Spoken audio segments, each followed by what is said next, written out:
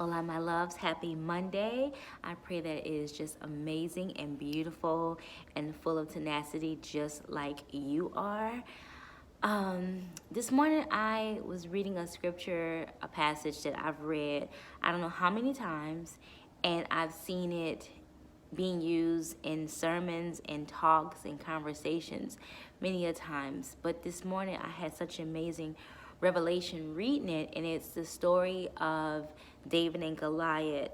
And I was reading a little, the passages prior to the actual encounter between David and Goliath. I was reading the part where he was talking to Saul, and he was telling Saul how he had already defeated a lion and a bear and that he can handle this. And so Saul took his word and, was like, okay, well, go for it. But here, take this armor, take this big heavy piece of whatever to put on you so you can look the part and go out and win this thing. Now, David had already said, I have already defeated a lion and a bear with God's help. Like, God saved me from the hand of the lion and the bear. I know that the same God will do the same thing with this giant. Okay, Saul, this is a two-way situation. Like, okay, Saul, he's already told you what he's capable of doing. You've trusted him.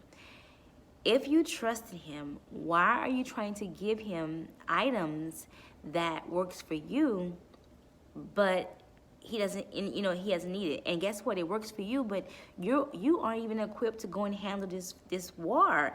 Anytime that you have to call someone else to come and help you, what makes you think that he needs, your tools that you use to go out and fight?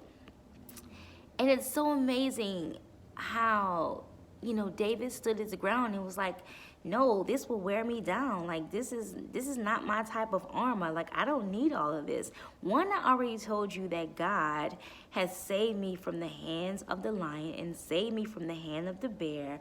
Why can I not trust this same God to save me again? He stood his ground and he won that battle. He took Goliath down with a slingshot and a rock. Something that was unconventional, but it was conventional for him. He knew who he was in God, and he knew what he was capable of doing. Saul knew it because he told him to go ahead on and do it.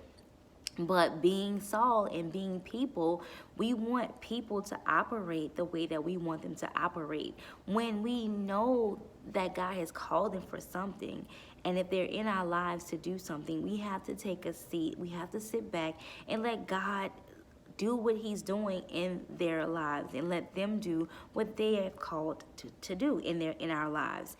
And it's so amazing how David stood his ground and said, no, I don't need all of that. And so it was such an encouragement for me, and I hope that's an encouragement for you as well on both sides. When you see someone and you know that they're what they're capable of doing, but you want them to do it like you because this is how you do it, and maybe you're a perfectionist, and that's, you know that going ABC works, but they go ACB and it works for them. Everybody is not us. We have to get out of that stage of how I would have done it, or this is how I operate, or this is I. We can't do that. And we also can't expect people to treat us the way that we treat them.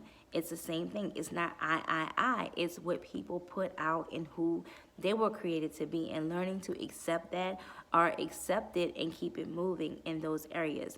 And so also, if we're David and we know that we are equipped, know that God has given us something to go out and win and be victorious, we have to stop dumbing ourselves down or doubting ourselves because others are telling us, you need this and you need that, and you know what works for you with God. You know that God has came through for you before in the same area.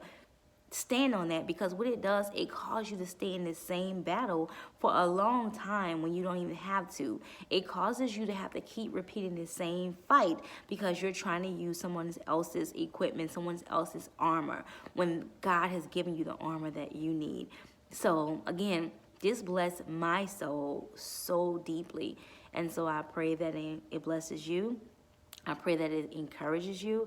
I pray that you have a week that is prosperous, a week that is strong and sure, and that you are taking the steps that you need to win, because you're already victorious. You just need to get to, you know how when you see a race and they make it to the tape and it busts open? You're already victorious. You just need to get to that part and tap it. You just need to hold the championship ring in your hand, hold the trophy in your hand, but you are already victorious. You already know that you were created for more, for a greater purpose, for a future and a hope that's full of blessings, prosperity, and purpose. So go out and be that. And if you are a Saul and you are capable of sending people out, you know, when you pull the people in, you see your tribe or people that you're in charge of, or people that you're there to mentor, pay attention to their skills, pay attention to their strong suits, and let them go in those areas. Don't try to add extra to them or take away from them who they are.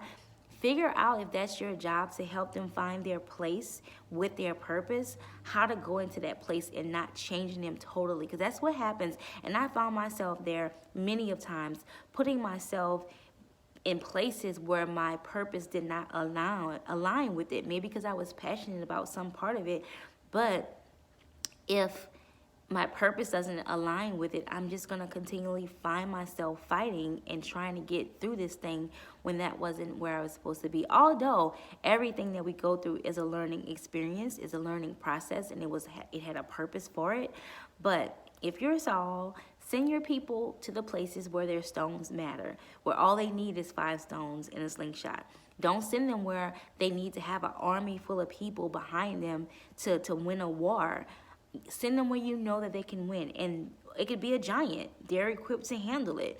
And if you're a David, know who you are and be sure, and know that just as God has gotten you out of something before, just as God has brought you to something before, just as God has provided for you many a times, He will do it again. I love you. Happy Monday. Be blessed. Have an amazing week.